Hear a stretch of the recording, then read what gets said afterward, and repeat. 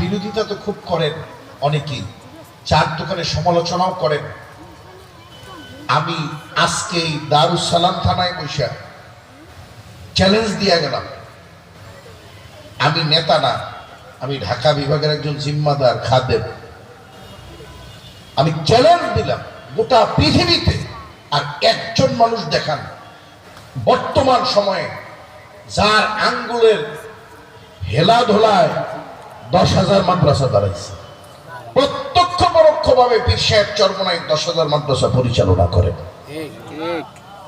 এটা চরমনের হুজুরের কি দোষ? কথা কন। এটা অনেক খারাপ কাজ করছে না? এটা বেনামাজি করে মসজিদে নিয়ে খুব খারাপ কাজ করছে তো। চার দোকানের সমালোচনা, এই সমালোচনা করা সহজ, এটা খারাপ মানুষকে ভালো বানায় দেওয়া বড় কঠিন। 3 নাম্বার তাজকিয়া নফস, আত্মশুদ্ধি। চরমনায়ের তরিকা বা চরমনায়ের হুজুরদের মাধ্যমে বর্তমান হাল সময়ে আত্মশুদ্ধির মেহনতটা যেই পরিমাণের চলতেছে গোটা পৃথিবীতে, এই চলমান সময়ে দ্বিতীয় একজন পীর সাহেব নাই যে এই পরিমাণের ব্যাপকভাবে আত্মশুদ্ধির মেহনত করে।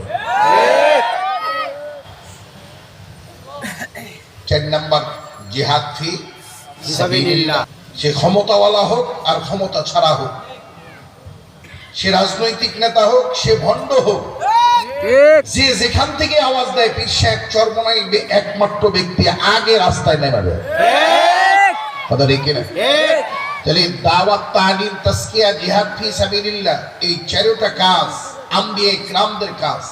এই 4টা কাজ কি চরমনায়ের হুজুরের মধ্যে নাই? আছে। হুজুরে বলেন আছে না? আছে। কোন লাইনে আলোচনা করবে? যারা সমালোচনা করে মনে রাখবেন ওরা হিংসুক, ওরা অযোগ্য। যদি যোগ্য হইতো তাহলে সমালোচনা করতো না।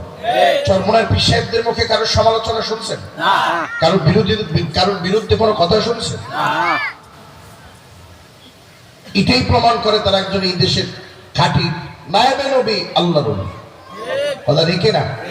আমি আলোচনা আর বাড়াবো না। আয়াত তেলাওয়াত করছিলাম, ইয়া আইয়ুহাল্লাযীনা আমানু